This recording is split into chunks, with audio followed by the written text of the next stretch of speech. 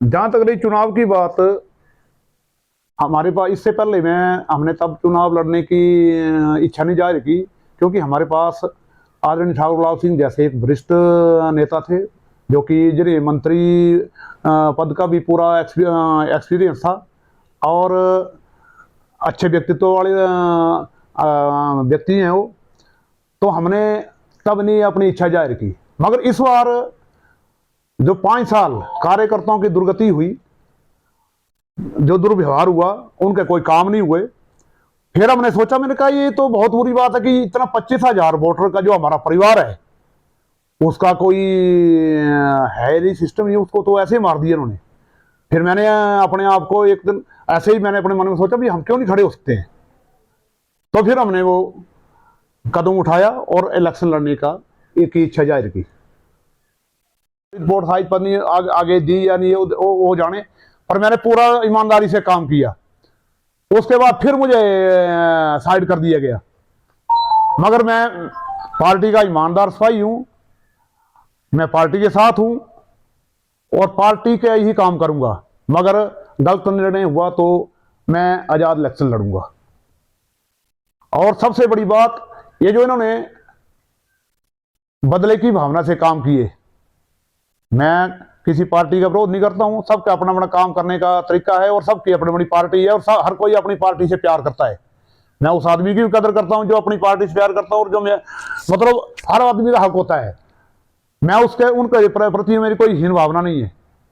और मैं चाहता हूं कि अगर भगवान अगर पार्टी ने मौका दिया या लोगों ने मुझे सेवा करने का मौका दिया, तो सबसे पहले मैं इस बदले की भावना को खत्म करूंगा। बदले की भावना से किसी से काम नहीं होगा और लोगों के बीच में लोगों की हर समस्या का समाधान करूंगा। आप बहुत अच्छे इंसान हैं, गरीब परिवार से उठे हुए हैं, और मैं आपसे एक निवेदन करना चाहूंगा कि जो आपके इर्द गिर्द कुछ लोग जो शिखर तक पहुंचने की कोशिश करते हैं और शिखर में पहुंचते ही जो जिस सीढ़ी का वो सहारा लेते हैं, और जो उस सीढ़ी को सहारा देने वाला साथ होता है, वो जैसे उस शिखर में पहुंच जाते हैं तो वो उस सीढ़ी को भी तोड़ देते हैं और सहारा देने वाले को भी लात मार देते हैं। तो मेरा आपसे निवेदन है कि मुख्यमंत्री महोदय, आप इन चीजों से का विशेष ध्यान रखना। और मैं तो आपके लिए एक छोटा कार्य करता हूं, उदाहरण आपको मिल गया होगा। मैं अप्रत्यक्ष तौर पे आपको आगाह करना चाहता हूं, क्योंकि यहां कुछ कार्यकर्ता अभी तो आजाद जीते, अगले इलेक्शन में वो जीत के बोलते हमने उप मुख्यमंत्री बनना, और तीसरे इलेक्शन में हम मुख्यमंत्री के दावेदार हैं। तो बात वो करनी चाहिए जिसका सबको अच्छा लगे और जिसमें वजन भी हो।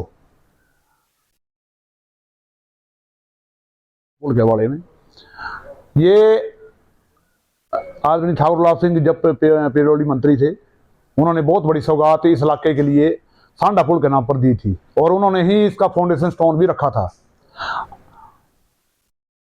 आज ये पुल लगभग 7 साल के बाद बन के तैयार हुआ है, जबकि ये हो तो 3 साल में जाना चाहिए था।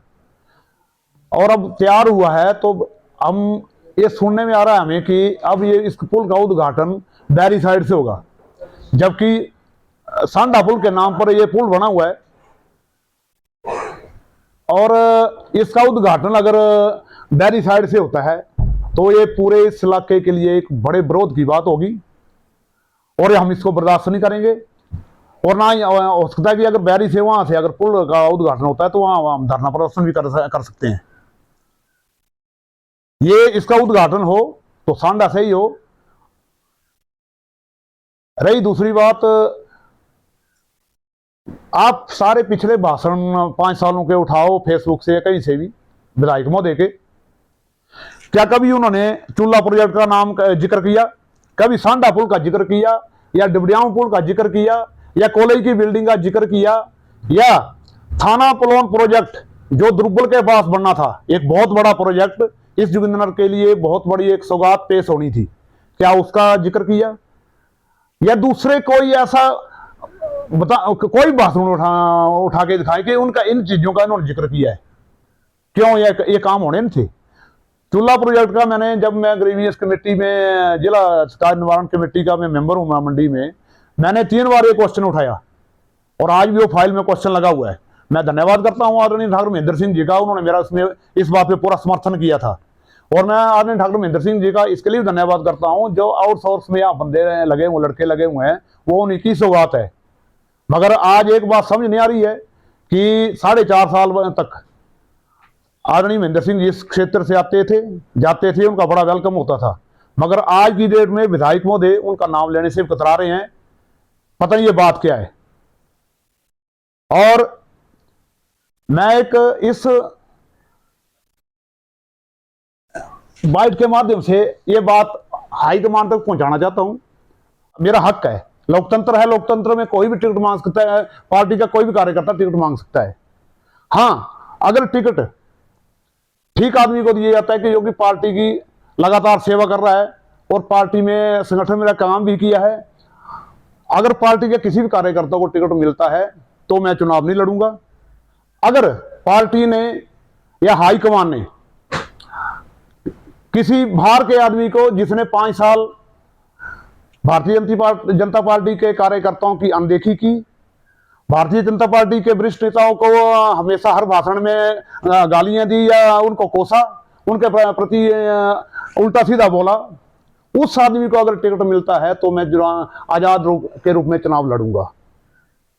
रही जनता की बात, जनता अपना आशीर्वाद कैसे देगी, जनता को पता है कि कौन सा आदमी हमारे अच्छे बुरे में काम आता है।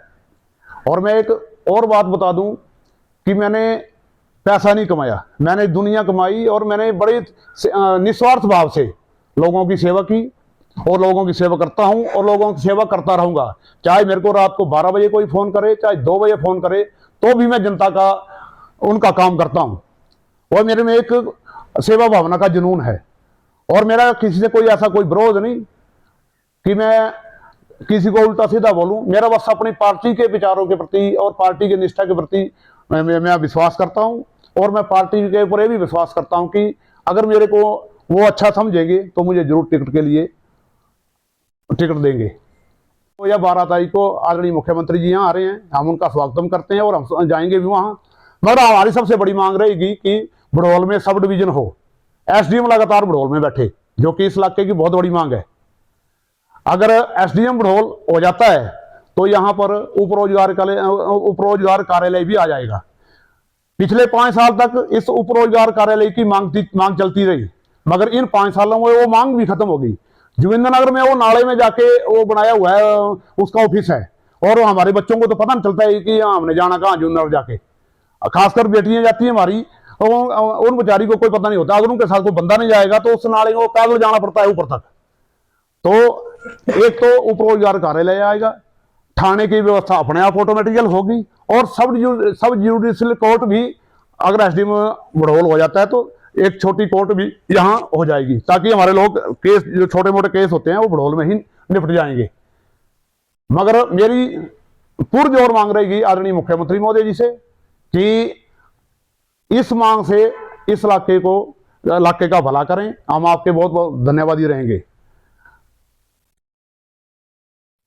रही विजन की बात, मैंने पीछे भी चौंतड़ा में प्रेस कॉन्फ्रेंस की थी, तो मेरा विजन तो सबसे पहले ये कि सड़क, शिक्षा, स्वास्थ्य, जो हमारा भारतीय जनता पार्टी के मैनिफेस्टो में सबसे नंबर 1 पे बातें हैं। सड़कों का सुधार करना, शिक्षा के क्षेत्र में तो मैं इस जोगिंद्र नगर विधानसभा क्षेत्र को आदर्श विधानसभा क्षेत्र बनाना चाहता हूं, क्योंकि खासकर हमारे 2 इलाके बड़े पिछड़े हुए हैं, एक भड़ोल इलाका और एक मकरेड़ी और भराड़ू साइड का इलाका, इन और गुम्मा साइड का इलाका, यहाँ हम बहुत पिछड़े हुए हैं, बिखरा हुआ क्षेत्र है। और यहाँ कोई ना कोई ऐसे इंस्टीट्यूट आए ताकि वहाँ के लोगों को रोजगार भी मिले और वहाँ के बच्चों को एजुकेशन भी घर में ही मिले। और चौंतड़ा और जोगिंद्र का एक ऐसा एरिया है, बिल्कुल ओपन एरिया, और वहाँ पर के जो बच्चे हैं यहाँ के इस जोगिंद्र विधानसभा क्षेत्र के युवा जो हैं, वो अच्छे स्पोर्ट्समैन भी हैं। और मैं चाहता हूँ कि चौंतड़ा के एरिया में एक अच्छा स्टेडियम हो, ताकि हमारे बच्चे भी, जैसे आपने देखा कॉमनवेल्थ गेमों में भी अच्छा प्रदर्शन करके आए, या अभी क्या बोलते इसका ओलंपिक होने जा होंगे, उसमें भी हमारे बच्चे जो हैं जाएंगे तो भी अच्छा प्रदर्शन करते हैं। तो वही प्रेरणा हमारे बच्चों को, यहाँ के बच्चों को भी मिले ताकि वो आगे बढ़ सके। मेरा सबसे बड़ा जो विजन है वो बेरोजगारी को दूर करने का है, क्योंकि युवा लोग भटके हुए रास्ते से, और किसी को ही नहीं होता। अब जिसके घर में बेरोजगार है वो जानता कि मेरे घर में मेरा बच्चा बेरोजगार है, वो कैसे अपना गुजारा करेगा। जिनके घर में बेरोजगारी नहीं है उनको उससे कोई लेना देना नहीं। मैं चाहता हूं कि सबसे बड़ा जो हमारे लिए फायदेमंद बात हो सकती है, जो पर्यटन की दृष्टि से हमारा जोगिंद्रनगर विधानसभा क्षेत्र एक बहुत आगे जा सकता है।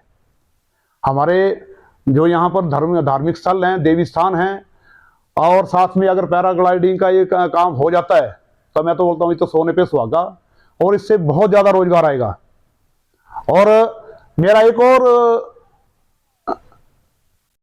बेरोजगारी के प्रति एक और मेरा जो यहाँ पर, जैसे आपने देखा दाड़ला घाट या बरवाना की जो पहाड़ियाँ देखी, वैसी एक हमारी पहाड़ियाँ भी इधर, जैसे जमथड़ा से लेकर दुर्ग सांडा माकन से ऊपर तक, अगर ये पत्थर लेबोरेटरी में टेस्ट करवाया जाए तो मैं समझता हूँ यहाँ भी सीमेंट निकलने के चांसेस हो सकते हैं। अगर नहीं भी निकलता है तो हम चाहते हैं कि अगर टेस्ट भी हो जाए तो भी हमने कोशिश तो की। धीरे जो स्थिति सामान्य हुई तो कम से कम आज तक वो घोषणाएं जो लोगों को धरातल में दिखनी चाहिए थी।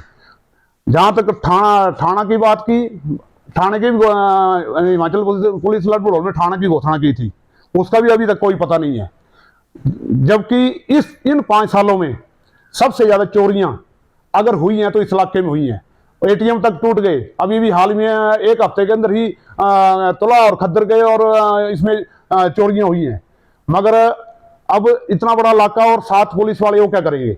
अगर थाना होता तो कम से कम एक चौकी तुला में होनी थी, एक चौकी साइड पंडोल साइड होनी थी, तो इतनी प्रॉब्लम नहीं आनी थी। मगर अब धरातल में तो कुछ नहीं दिख रहा है। शिक्षा के क्षेत्र में कॉलेज की बिल्डिंग जो 4 मंजिला बननी थी उसको 2 मंजिला में ही रोक के उसका उद्घाटन कर रहे हैं, जो कि बहुत गलत है और हम इसका विरोध करते हैं। सड़कों की बात आई तो सड़कें, जब ठाकुर गुलाब सिंह जी पीडब्ल्यूडी मंत्री थे तो उनका एक ही नारा था, जमीन दो सड़क लो। और वही सड़कें बची जो जिन्होंने जमीन नहीं दी या जहां फॉरेस्ट की प्रॉब्लम आई वो सड़कें बची हुई थी, जिसमें एक कदरान गांव भी आता है, उनकी भी सड़क बची हुई थी वो फॉरेस्ट के कारण ही, और अभी वो बनी है सड़क। और रही बात कि एक मेरे को समझ नहीं आती है कि विधायक साहब बोलते हैं कि सेल्फ में डालो, सेल्फ में डालो। ये जो सेल्फ है ये पंचायत की एक, जो पंचायत में पंचायती राज है वो 3 टायर सिस्टम है। पंचायती राज में 3 टायर सिस्टम, पंचायत, ब्लॉक समिति और जिला परिषद। ये जो सेल्फ की बात करते हैं तो सेल्फ पंचायत में अब ग्राम सभा होती है। ये जो मनरेगा है ये एक लॉ है, कानून है जो सेंटर से पास हुआ है, इसमें अमेंडमेंट हो सकती है, इसको खत्म नहीं किया जा सकता। इसी के तहत वो सेल्फ पड़ता है। जो आपने साल की स्कीमें डालनी है पंचायत में, वो जब ग्राम सभा आपकी पास होती है तो वो उसमें पंचायत में वो काम पड़ेंगे। जो सेल्फ की बात करते हैं उसको बोलते हैं सेल्फ।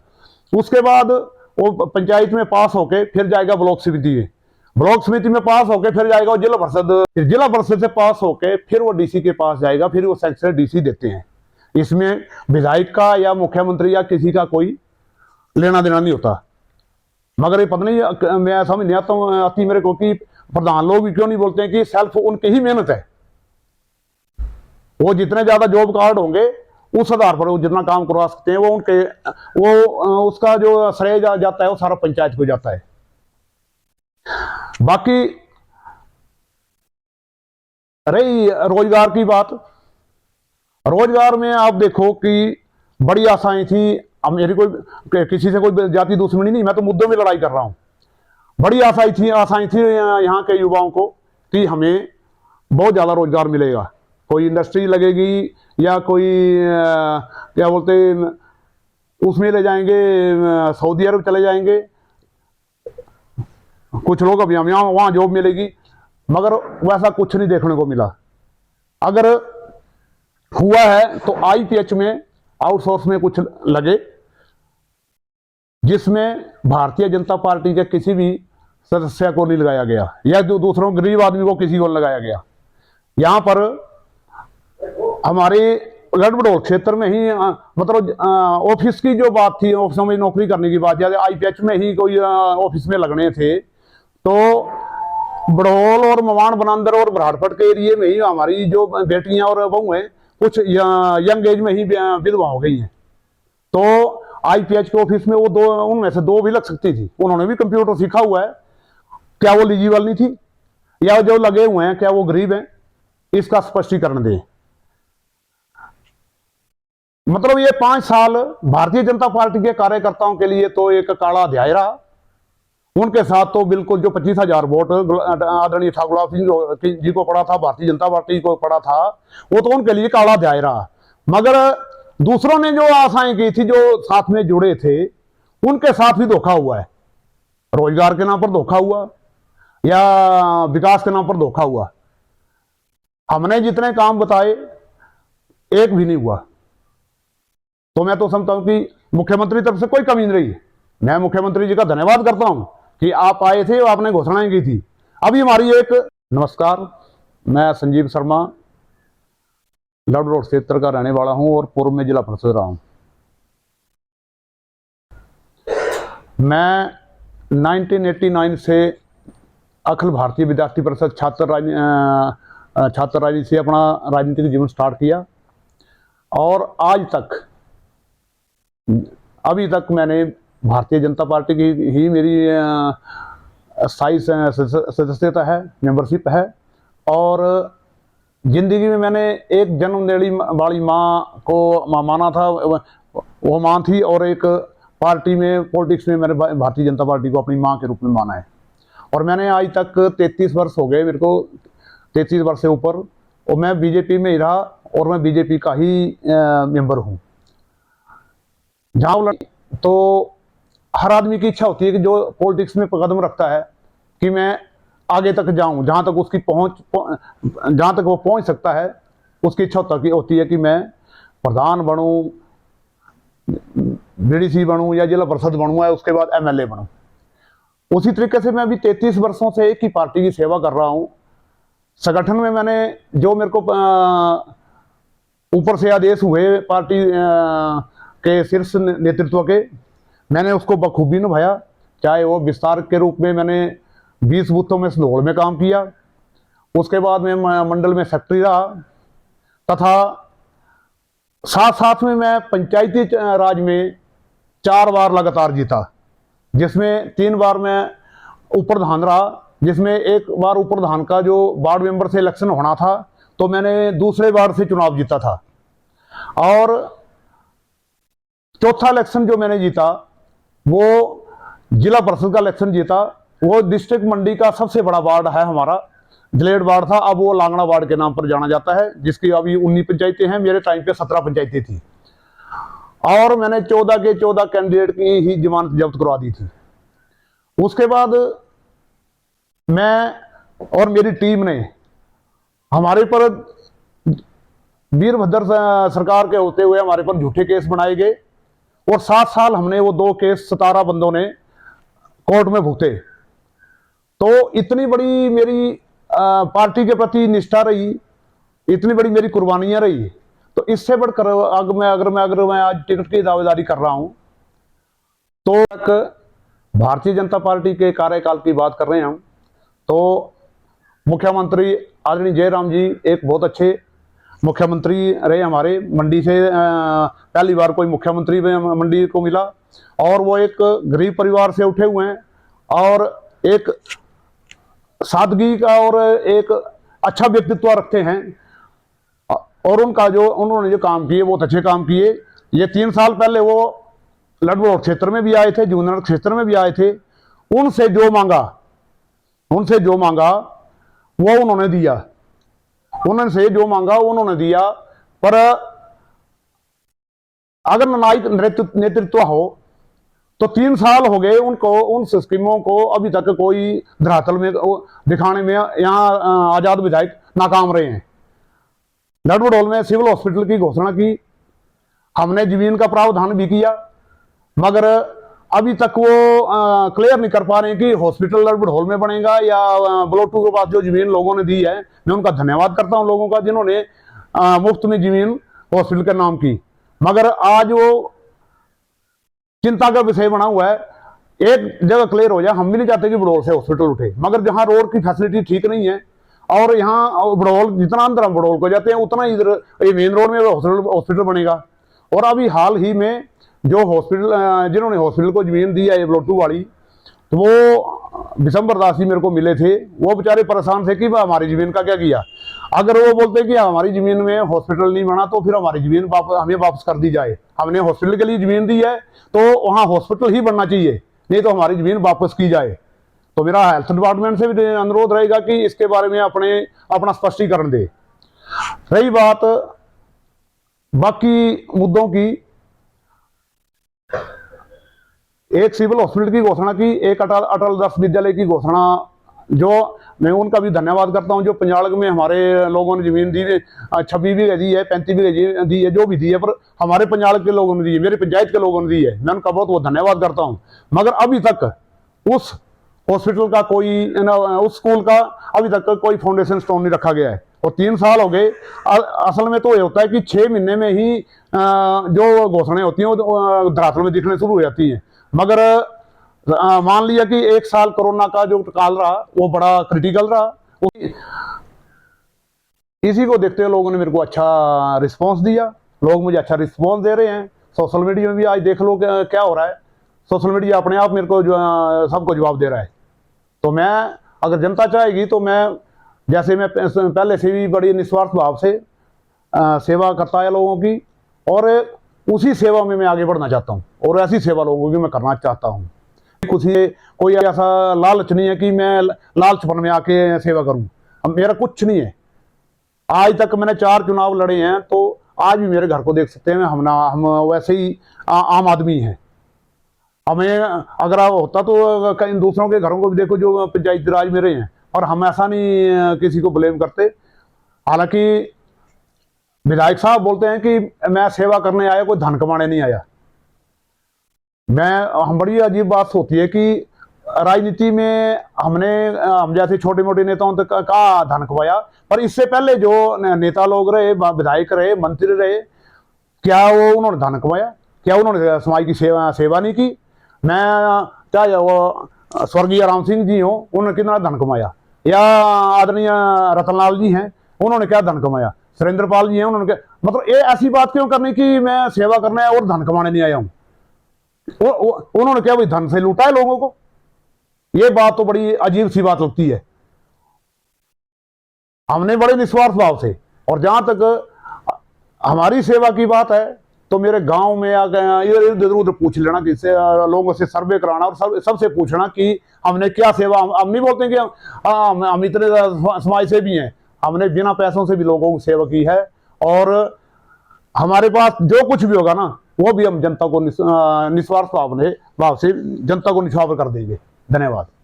हमसे जुड़े रहने के लिए हमारे YouTube चैनल को सब्सक्राइब करें और नई वीडियो की नोटिफिकेशन के लिए बेल आइकॉन को दबाएं। अगर आप ये वीडियो Facebook पर देख रहे हैं तो लाइक जरूर करें और ज्यादा से ज्यादा शेयर करें। इसी तरह के और भी अपडेट्स के लिए फॉलो करें हमारा Instagram पेज himachal.kesri।